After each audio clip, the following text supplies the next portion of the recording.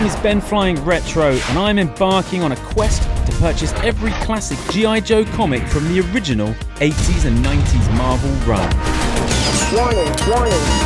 Hunting down individual issues from every corner of the globe in whatever order the universe decides to give me. Join me and my pal Steve every week as we discuss my latest find. Welcome to Chasing Joe. Chasing Joe.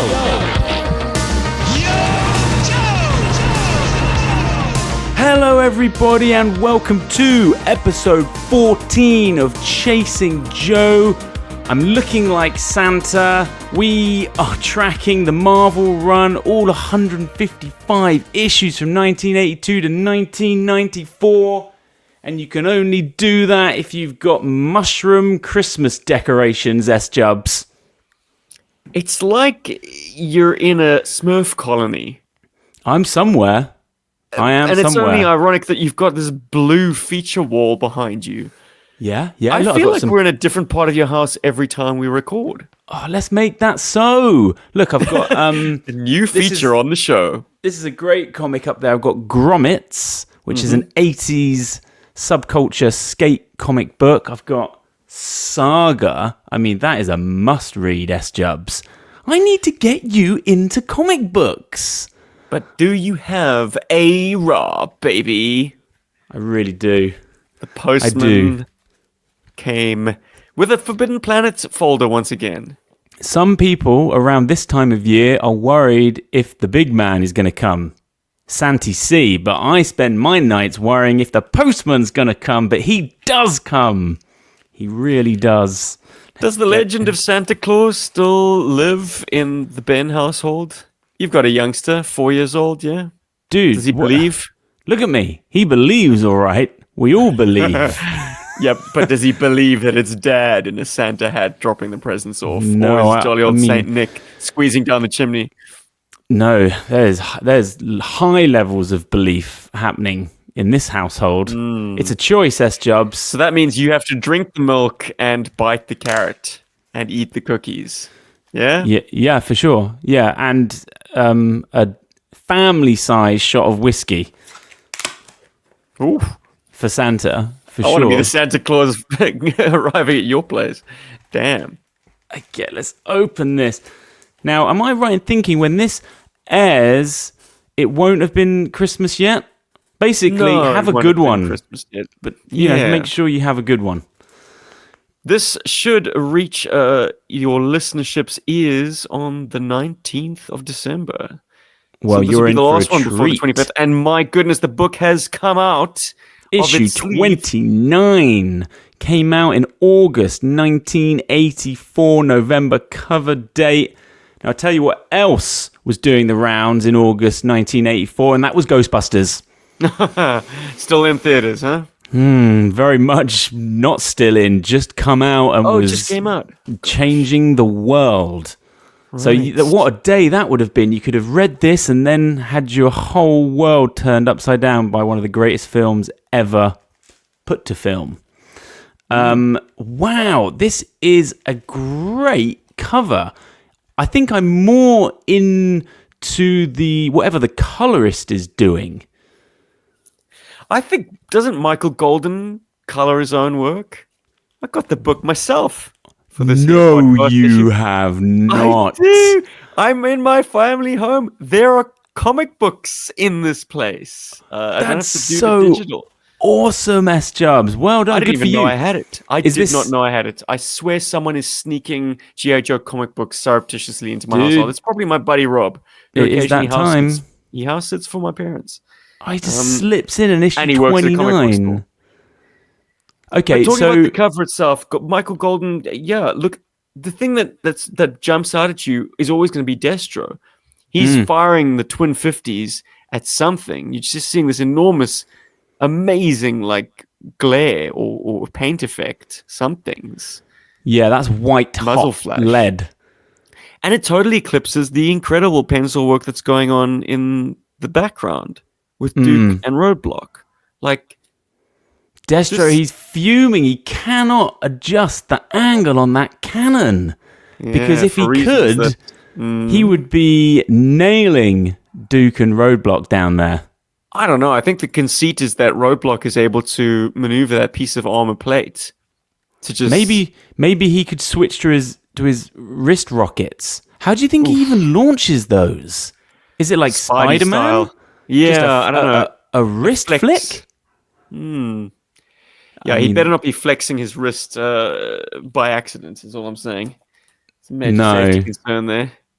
No. I mean, I tell you what, I've missed a few of the pleasantries here. I just needed to catch everyone up with how much this book cost. S-Jobs. All right. Give it your best shot. 29. Well, it's old. It's not early enough to be. It's not super early in the run. It's I'm minty. 10 quid? 10 quid. No, 4 quid from eBay. You bloody bastard. Well done. Yeah, £4. Was it a best offer that was accepted? No, just a buy it now. Buy it now. So at episode 14, the running total, that takes us up to £79.64. It has tipped us over the $100 mark. We're up to 101 buckaroos, 14 books, 3 donations. I'm getting into it, man. I'm really starting to get the bargains now. So that figure should be nicely plateauing. Yeah, $100 after 14 episodes. Yeah, it's starting to come down. That chart, that graph that I do not have.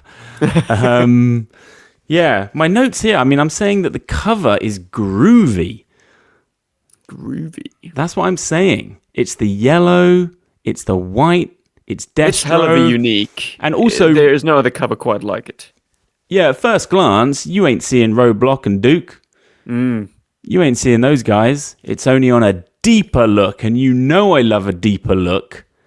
Oh, Destro's drawn so well there. I wish he looked like that in the interiors. Right, okay. Alas. Not a fan of Frank Springer's work, are we, Ben? Well, who is your guy? Of the ARA run, who is your favourite artist's take on Destro? Ooh. Who do you think? Destro specifically? Yeah. No one draws him Doctor Doom style, do they?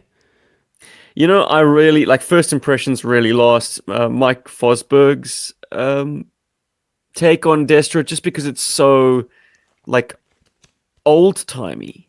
Okay. He had an appreciation for the geometry of Destro's mask and made it less like Sunbow cartoon. He really leaned into the steel maskness of it, the unmoving nature of it. He made Destro feel a lot more like how I would envision Destro being. Whereas later artists kind of softened his features, gave him more expressiveness. And certainly Frank Springer, my goodness, the shit that he's pulling with his face in this issue, it's it's either your kind of Destro or it ain't. So I'm going to stick with Fosberg. He introduced Destro into the book, and first impressions last, I guess. How's it smell? All I can Mine smell smells like mothballs. I'm all serious, I can smell man. in this room is Norwegian spruce because I'm sat next to a giant Christmas tree. Pan over. I want to see. Can't be done. Do you know what? I'm way too scared, dude. If I pull leads out, it's all going to be over. Precarious arrangement. Yeah. So I tell you what, though, man, for £4, this is a minty book. It really is. So look, we open it up. And when I read it, look at this. GoBots. It's GoBots? Not the actual GoBots. It's like model kits of GoBots. Yeah, monogram kits. Are they transformable? Surely. It shows them in robot and alt modes. In a very basic way, I'd imagine. Yes. Stand them up. It was Stacy and what's the red race car's name? I'm blanking now. Turbo. I am not on first name basis with the GoBots. Transformers is, possible. Get out of here, rich boy. You had no GoBots. I did have some GoBots for sure. I'm interested. Our ads are different. I guess I must have a later printing. I got some Atari. What? Wait a Mario minute. Brothers. What color? What have you got on the? Have you got newsstand? Yeah, I guess. I got the barcode. You got the Spidey head. That is wild. I feel like I've been Different one-upped. I feel like I've been one-upped. I want the GoBots. You can have pipeline. I don't know. Look at this beached whale. This just feels like the opening to Jaws, Amity Island. It really does have that feel, especially the way they're all being chewed out. Mm-hmm. You know? I mean, the whale looks criminally undersized there, but look, I get it. You got to fit it in the page. Panel. You got to fit it in. Care to suffer through a summary of this issue for the sake of people who aren't reading along? Go for it, my man. The whale is stricken, needs to drop out for repairs in the Florida Keys. Destro and Firefly are escaping from the Joes from the same skirmish. They actually steal the whale after it's just been made seaworthy. They take it overland. Cutter gets pretty badly injured, but manages to make it back to the USS Jane. Dragonfly with Wild Bill pick up Duke, and a chase ensues. They eventually corner the whale out in the open sea. Firefly and Destro jump out in depth charge canisters, manage to escape that way, and smuggle the Jane swallows the whale with explosives and a detonator set to go off, but Roadblock is able to quite handily see to that detonator. Meanwhile, back in Springfield, Cobra Commander arrives and holds a pep rally where he unveils his new concept for world domination, or at least domination of the United States, and that's a fifth columnist, a Crimson Guardsman, the first of many, named Smith. Fantastic work, dude. For Jeez. freestyling, I could speak, Joe. Look, the first half of this book, it speaks to me, man. It's fixing, it's welding, it's maintenance, it's chatting, it's building character. It's how I used to play with my toys, S-Jubs. Get those engine covers off and let's go to town. Let's get your wrenches out. Let's fix stuff.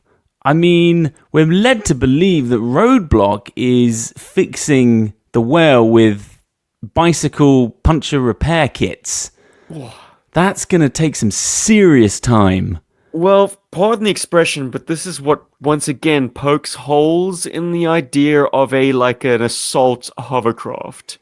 Because even a round from a handgun is going to put a hole in that skirt. Yeah. If every time you get into a firefight, you're breaking out bicycle puncture repair kits to patch up your skirt, this thing is a massive liability. In my head, he's doing it properly as well. He's submerging it. He's finding the air bubbles. He's sanding it down. You got to get it. You got to get that tack. Rough it up, yeah. You got to rough it up, and then you get the chalk. Everyone's always like, "What's the chalk for?" You put the circle around it, Roadblock. you put it round. And these are Rattler bullet holes, so 30mm cannons, and a Rattler. Yeah, no. I mean, you're better off with a needle and thread, Roadblock. But you can't get away from the toyeticness of it. This is what you would totally do as a child chances are great that if you had the whale, you put it together yourself, you know how it can be disassembled, how it can be kind of made into a set, this thing that you're fixing up. They do even, at one point, remove the engine cover, and Cutter's working on it, and that's a removable engine cover that the vehicle actually possesses. Yes. So that is a play pattern right there. Yeah. Hopefully Cutter's saying, this one goes there, that one goes there. The Hydro Spanners! I do, all of these shots of the whale are joyous. And the yellow of the light and the welding and the repairing. I do love all of this stuff. That one there particularly floats my boat. Could it be your favorite panel of the issue? I think it's just that the whale is drawn kind of strange there, but in a in a great way.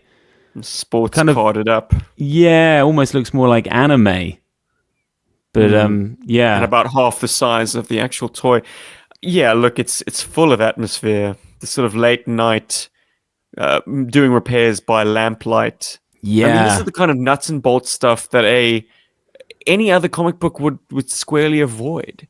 But like, Harmer gives us the lulls. He gives us like the storm, the absolute like the battles, but he doesn't cut there and onto the next storyline. Like we've got this fallout where the Joes are just patching their boat.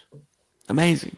Yeah, no, you can't just be 100 miles an hour all the time. I think the book would be very boring and would get pretty dull if it was just action beat panel after panel. And we do get that in this issue, but it's earned 29 delivers. Yeah. Exactly that, yeah. Now, you mentioned Firefly. Now, he's running around like an independent contractor, like one of those roofers on the Death Star S-Jubs. Now, he doesn't know where the heck the Cobra base is. So, even though he does have a Cobra insignia, he is not yet a fully paid up union member of Cobra. I feel as if he wouldn't want to be. He probably makes far better money as an independent contractor. I feel like that Cobra symbol on the action figure's bicep is almost like a little too blowhard. Like it shouldn't be there. He should be this anonymous dude working for himself and looking out for himself. But Destro wants to get revenge on Cobra Commander, so he's like, I'm going to show you exactly where Springfield is, Firefly. We're going to get some payback. Yeah, for sure. Now, and kind of just finding himself, gunning it through the Everglades with Destro. And like I don't know, is he a hick, that dude? A poacher, yeah. River kind hick. of, totally. Wonderful, like, very characteristic. Like, of course, he's got no sleeves. They've been torn off long ago. That hat, that incredible handlebar moustache. It feels like Dreadnought territory, really, the Everglades. This absolutely is Dreadnought territory, but before they even kind of make their debut. I think it's just Zartan hanging out at his shed at this point. Yeah. But I'm speaking of knowledge that I shouldn't have because that doesn't happen in this issue. Man, I just love this stuff in the Glades. It just seems so oppressive. It's so dense. It's so gloomy all the time. It's Dagobah. Yes. Yeah, for sure. And then just below that, we get a showstopper of a panel. My favorite in this book because it's heavy-handed with the like German 1937 like iconography, massive banners, lots of braziers, a brass band. Even this dude in the foreground with the very Fritz-style helmet, he's not wearing a Cobra balaclava. He's got his jaw like visible. So I'm thinking this is absolutely a paint over or a heavily referenced like newsreel image from, before the Second World War. Yeah, the stuff in the foreground, the flag is fantastic. It kind of frames it. Like some kind of marching band down there as well. Cobra Commander's underlit. So he casts this massive like shadow of himself. I mean, there are thousands of people there. Cult. In front and behind. Fanatical. Cobra is a cult. Yeah. Amazing. Yeah. And that's how I like him. Ushering in this new concept. And have you noticed like the proto Crimson Guardsman actually looks like he's wearing Cobra Commander's uniform but picked out in red? Yeah.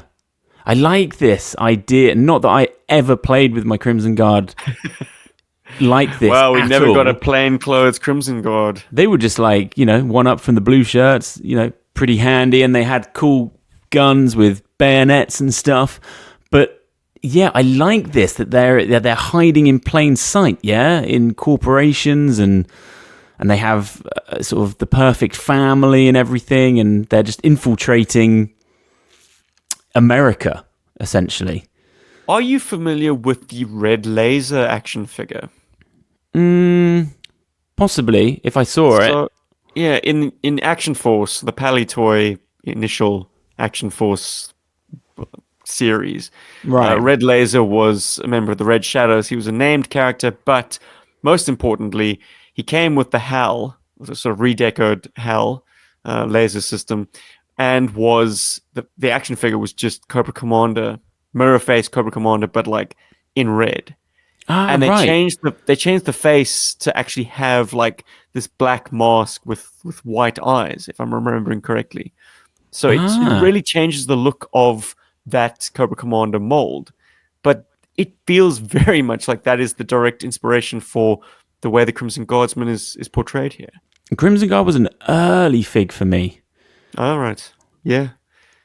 And yeah, he would have been that first series that kind I of... mean, possibly like the second or third figure I got. But yeah, I mean, this is a massive unveiling. I mean, if this is what he does just to launch a new trooper, it's like, wow, okay.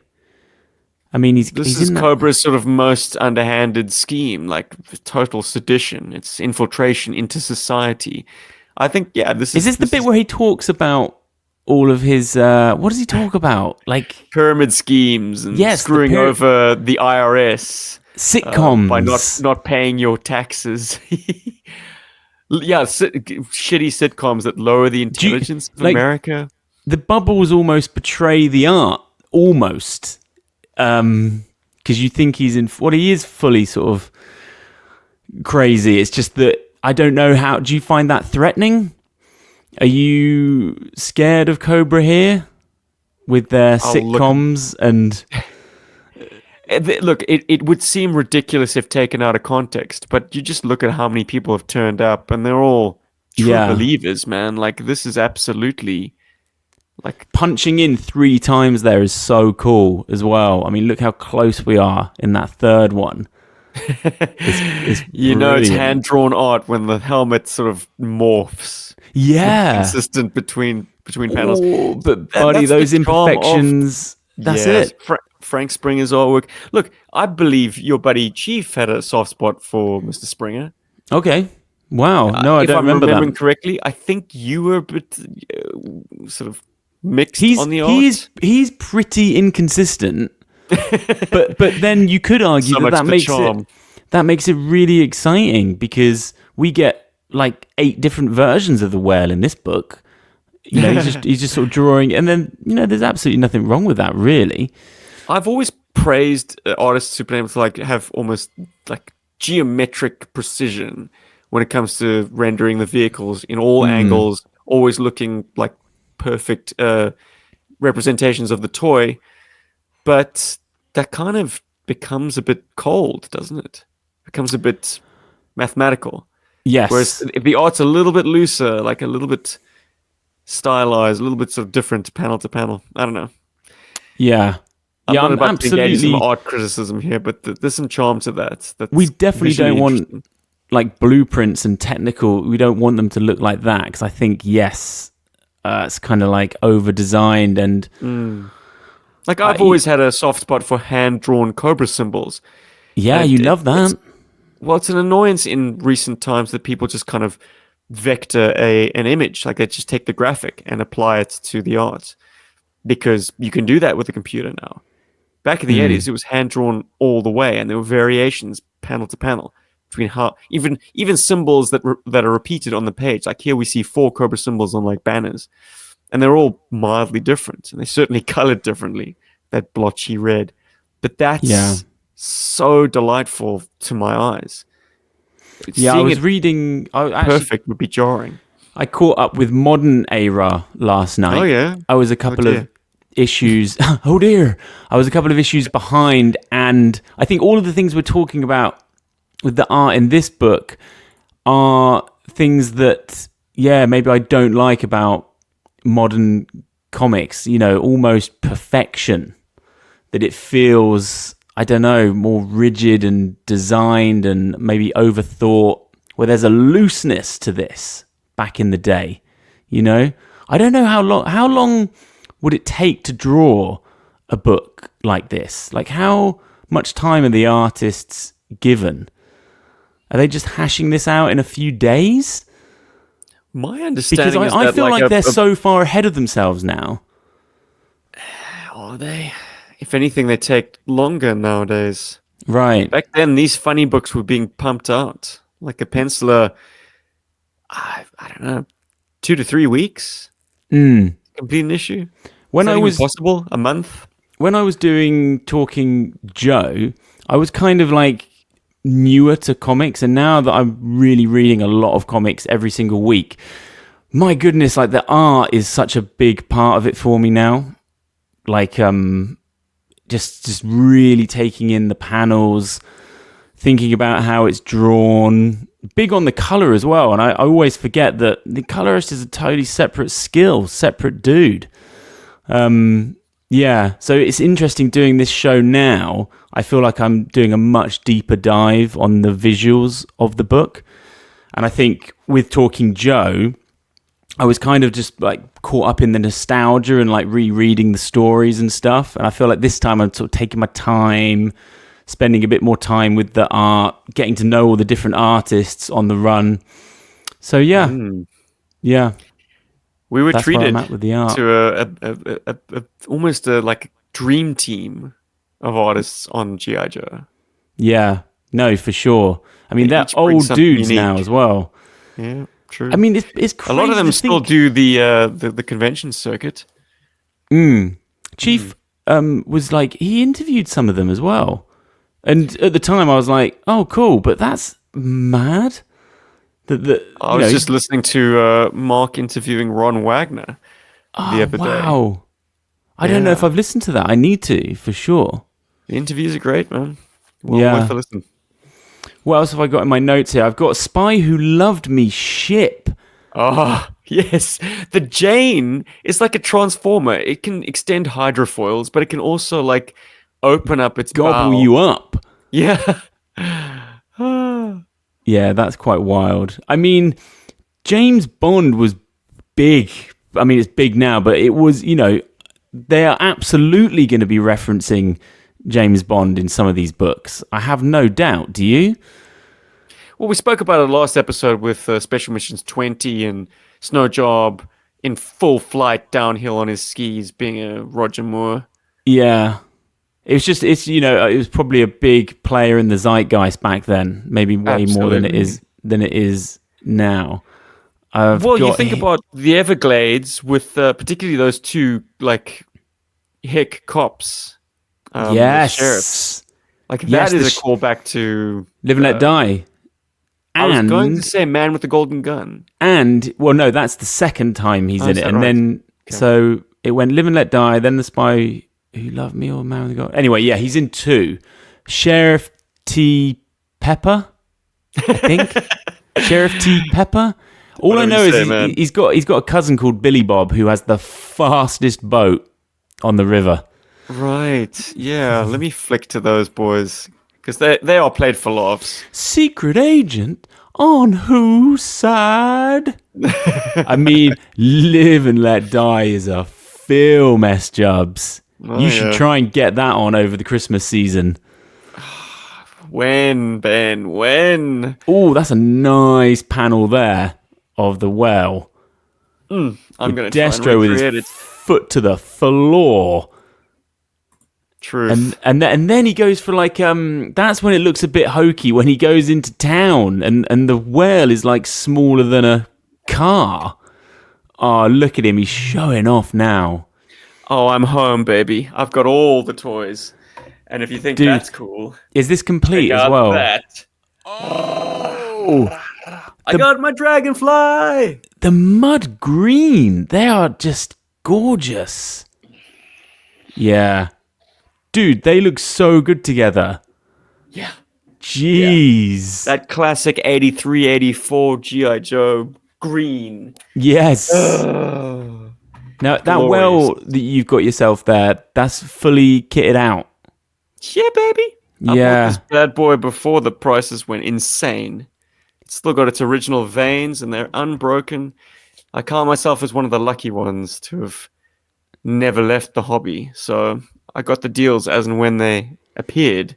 Tell me, when was the last time? Crunch it. When was the last time she saw water? Not the last time I was in Cape Town, but the time before that. So that would have been 2022.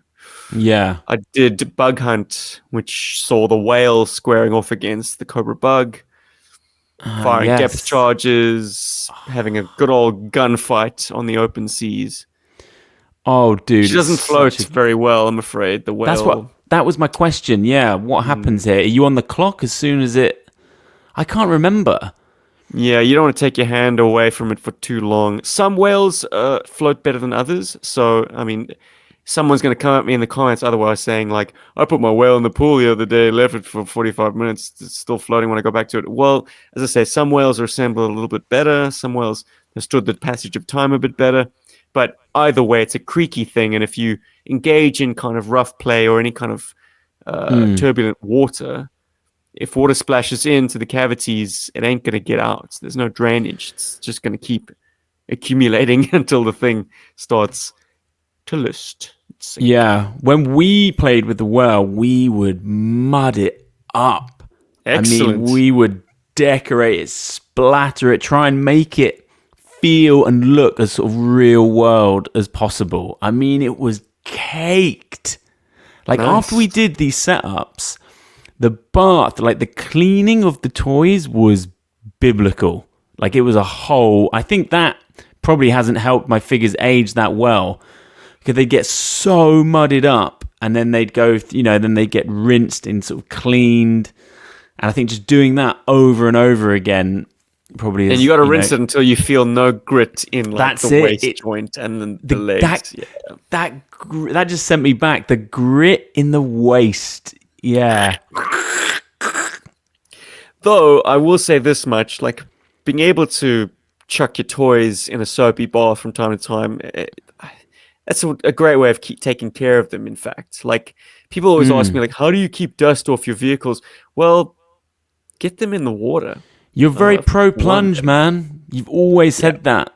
Mm-hmm. And I would be thinking of the stickers and the decals. But you're saying if they're sealed on properly, then that's not an issue. Look, the early GI Joe stuff from the States, those stickers, the adhesive ain't great. They will crack off and be ruined forever. The adhesive it dries out, it becomes this kind of yellow appearance on the edges, and once that's gone, it's not salvageable. Later stickers and particularly the ones from sort of the European releases are a lot more forgiving. Like I said last week, like I could peel and reapply my Cobra Wolf stickers. Mm-hmm. Amazing. Yeah. I spent but for that you've got reproduction stickers which are amazing, like the best. I'm sure they are better than they were back in the day, and just as vibrant as they were straight off the sheet in 1984. Once you get to the end of this beautiful book, I feel like you're treated to some lovely panels here. With it's been hectic, things are calming down, Cutter's on the phone. Big old sunset, silhouette. Oh, I did enjoy. Man, I love Cutter. Why do you love Cutter, Ben? I think we've spoken about Cutter before. He's just an everyman. You know? Oh, wait a minute. I've just thought of something. I literally, before we shot this, I was listening to the Flagship, and I've got beef with US Jubs. Actual beef. Ben is no doubt going to be referencing our top picks from each year, 1982 to 1994. What do I snap? 1985. Oh, yeah. You called... I did a massive cull. Dude, you called the Televiter a nothing burger. Sorry, buddy. You chucked out Alpine... chucked out Airtight. I was like, oh my goodness, the hits keep coming. Your boys. You were like, I'd chuck out half this line. It's funny. I have the propensity to be kind of mercenary about like what are my favorites and what are the rest. And the rest, Quick Kick made it, yeah?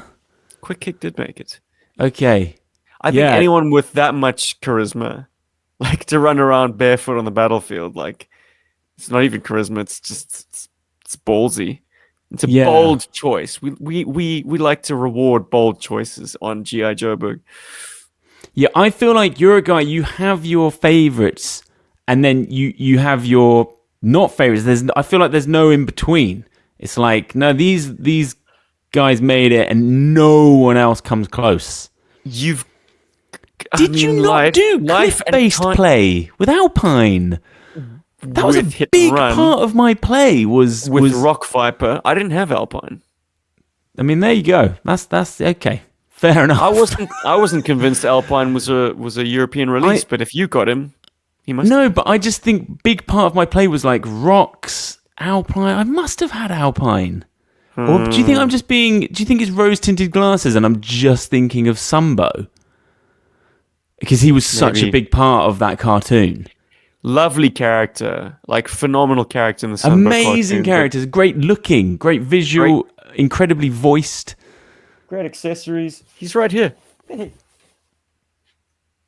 I'm surrounded by my toys, buddy. And my brother's family arrive tomorrow, so this will be the last blast I can get of them before everything has to be squared away. Dude, but yeah, fabulous figure. Yeah, but didn't make it into your 85. Your pick was... Who did you pick from 85? And who did everyone else pick? Of course, it was Shipwreck. Quick Kick. I saved Shipwreck. And who? Paul.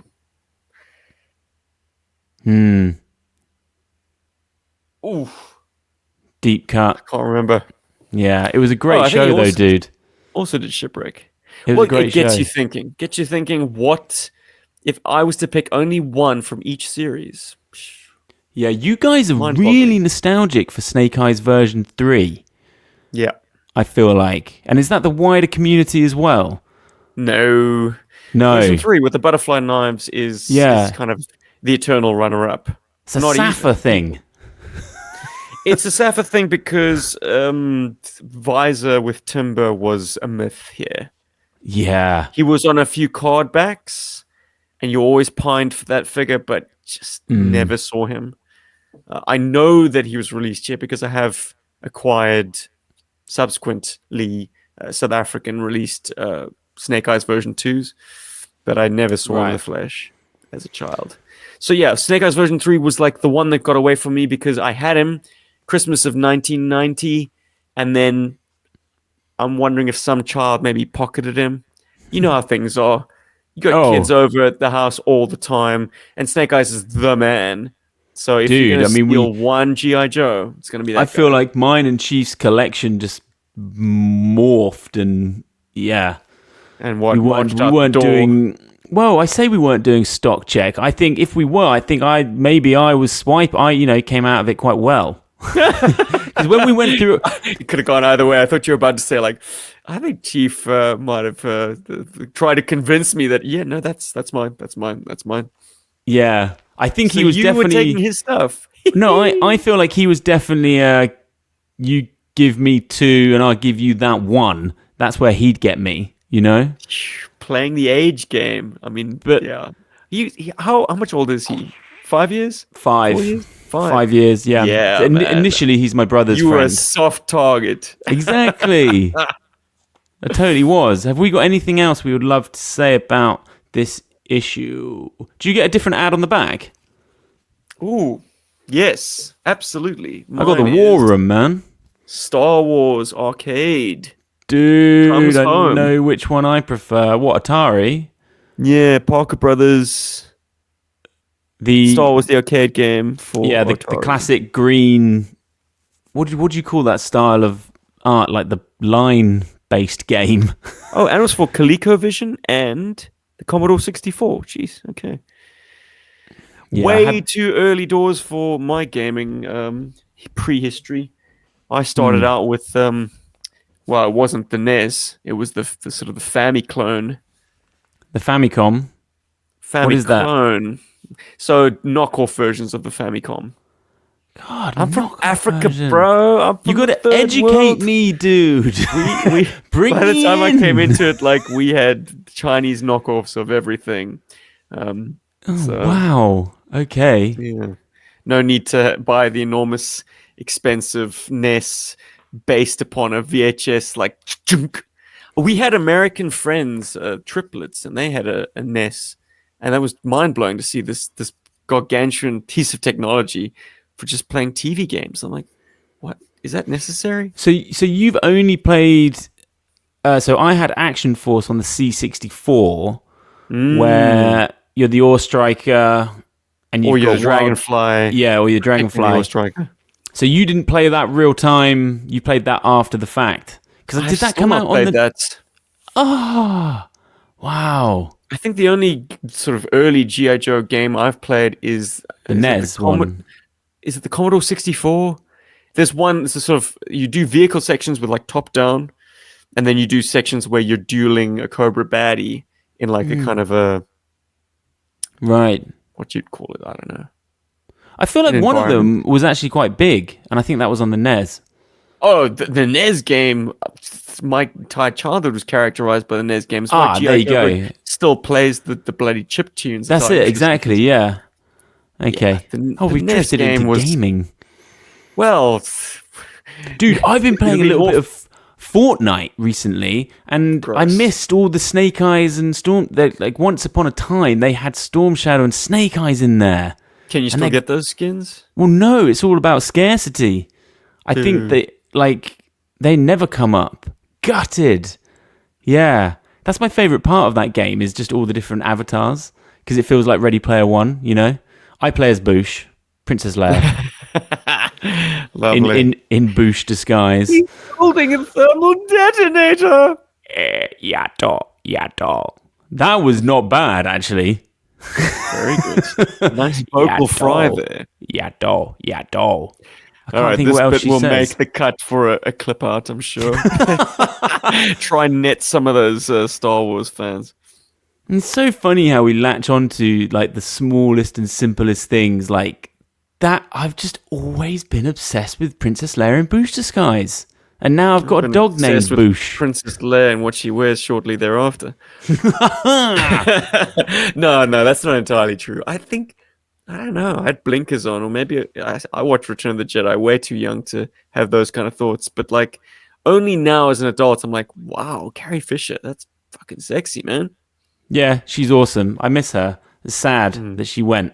But, dude, any last thoughts on issue 29? It's a good comic book, dude. Circle back to this question. It's a good book. It is. And I'm glad I've read it now as a single, because I tell you what, it gets buried in the trades. Because it's the CG revelation, which is a sort of blink and you miss it moment, and it's just the wrap up of like Firefly and Destro's escape. Yeah, I've said this before, the one but standout moment or two. Okay, so Wild Bill makes Duke sweat. I freaking love that bit. Pins and needles. It's dying. We better wrap this up quick. But really, like, Wild Bill is a sadist. Yeah, because it feels like that he's cooked there for sure. Totally. He's got this. Let's dial it back a few. Destro unloads both sets of wrist rockets, which means 6 rockets shoot up at the Dragonfly. So you think he's doing this? Yeah, I do. I really do. So he better be.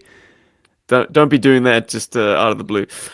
Anyway, so the Dragonfly is hit badly, and it kind of manages to make a crash landing on the Jane, but not before Wild Bill's like, "You're looking mighty worried, Duke. Don't think I can do it?"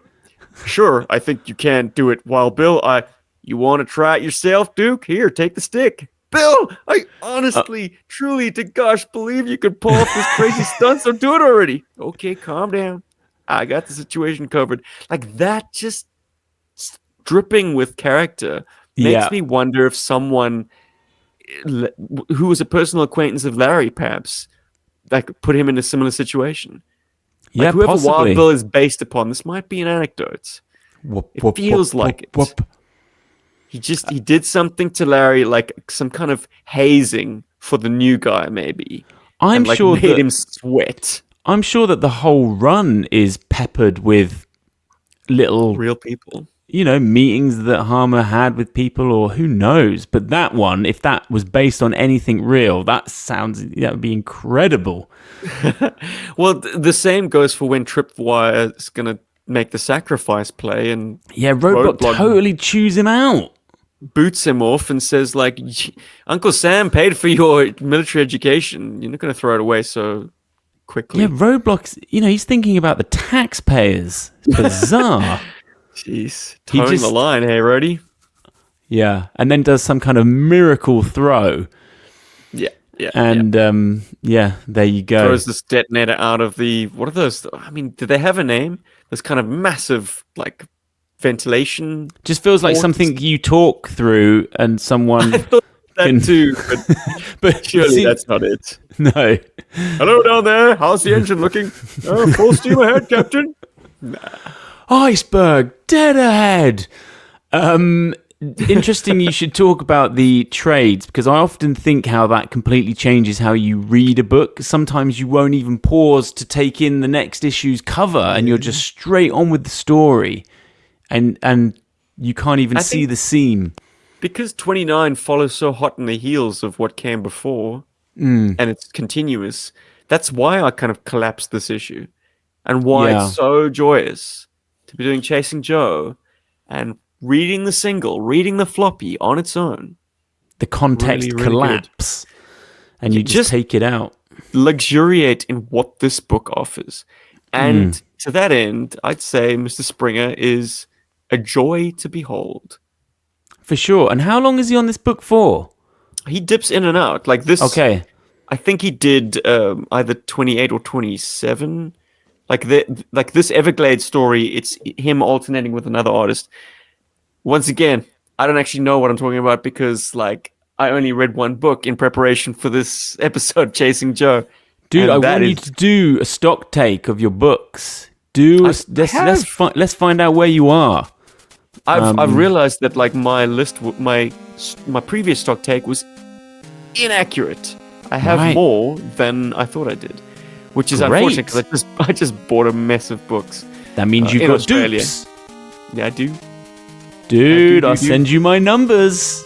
I will send you my numbers. With the trading commence. One of mine, two of yours. Thanks. Oh, jeez. Classic. Chief style.